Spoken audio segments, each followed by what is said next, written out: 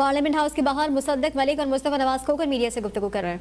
Booth के अंदर एक लैंप पड़ा हुआ है सॉलिड, वहां पे रोशनी है, सब पड़ा है, लेकिन उसके अंदर बेशुमार सुराख हैं। किसी को नहीं पता कि उस लैंप के अंदर कितने माइक्रोफोन और कितने कैमरे लगे हुए हैं।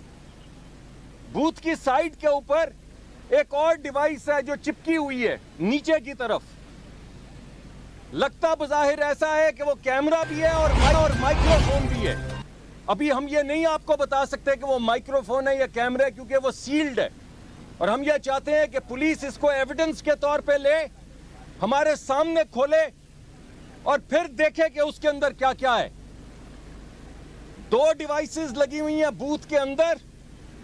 साइड पे एक चीज लैंप पड़ा हुआ है जिसके नीचे को 30-40 के करीब वो सुराख हैं, बल्ब्स हैं, ताकि पता ना चल सके कि ये कैमरा है या नहीं। और 2 कैमरे ऊपर लगे हुए हैं। ये है जनाब इस मुल्क की डस्का नंबर 2। पहले तो धुंध थी तो वोट के डब्बे और प्रिजाइडिंग अफसर दोनों गायब हो गए। आज क्योंकि इस्लामाबाद में आप लोगों की वजह से धुंध नहीं है, कैमरे चल रहे हैं, तो जरा अंदर जाके सिर्फ देखने पे सारी हकीकत इलेक्शन की आज आपके सामने आ गई है।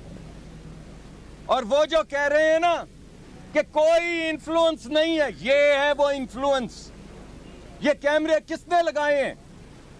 ये कैमरे किसके लिए लगाए गए हैं? ये क्या एविडेंस इकट्ठा कर रहे हैं?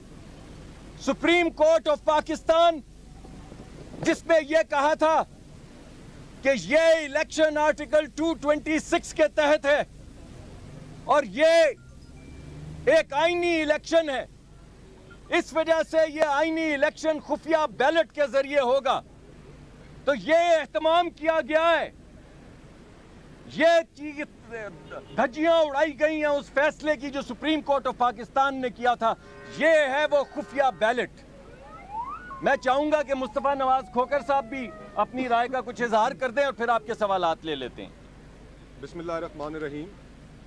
डॉक्टर मुसद्दिक साहब बहुत तफसील से आपको ऑलरेडी बता चुके हैं कि किस तरह ये सारा मामला हुआ, किस तरह हमें हमारी पार्टीज़ की तरफ से कहा गया। हम हाउस के अंदर गए और वहाँ पर हमने पोलिंग बूथ के ऊपर और पोलिंग बूथ के अंदर हमने कैमरास डिस्कवर किए। ये तो इसके फैक्ट्स हैं। लेकिन इसमें अब जो इम्पोर्टेंट चीज़ है मेरी नज़र में, इम्पॉर्टेंट चीज़ ये है कि हाउस की जो सिक्योरिटी है उसकी जिम्मेदारी और खुसूसन इलेक्शन से पहले वो चेयरमैन सेनेट की है, वो सेक्रेटरी सेनेट की है और उनके हेड ऑफ सिक्योरिटी की है।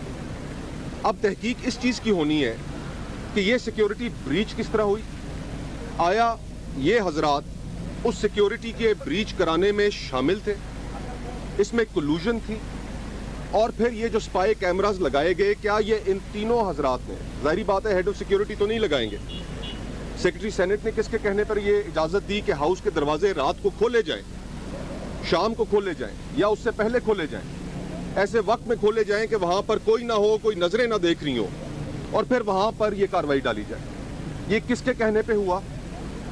और अब ये जिम्मेदारी चेयरमैन सेनेट, जो इस वक्त मौजूदा चेयरमैन सेनेट हैं, वो जो आज उम्मीदवार हैं, अगर ये वहाँ पर इलेक्शन की जो जगह है, अगर उसकी हिफाजत भी उनके अमले के तहत थी और आज वो उम्मीदवार भी हैं खुद, तो इसका मतलब तो ये है कि ये इलेक्शन चोरी करने का मुकम्मल तौर पर एक मंसूबा मौजूद था और ये चोरी उनकी पकड़ी गई। अब इस चोरी के जिम्मेदारों का तयन करना है कि वो जिम्मेदार कौन है और किन लोगों को साथ शामिल करके ये कार्रवाई डाली गई।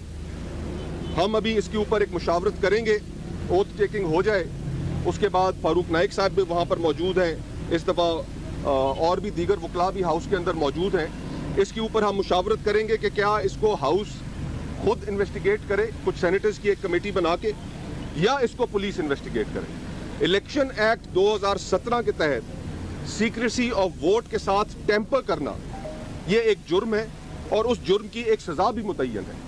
ये सज़ा किन किरदारों को मिलनी चाहिए, कौन किरदार इसके अंदर सारे शामिल थे, जो इसका सरेदस्त, जो सारा का सारा निशाना है, जो चीज़ें रुख इख्तियार की हुई हैं, को चेयरमैन सेनेट और सेक्रेटरी सेनेट और हेड ऑफ सिक्योरिटी जो है सेनेट के, उनकी जानिब है।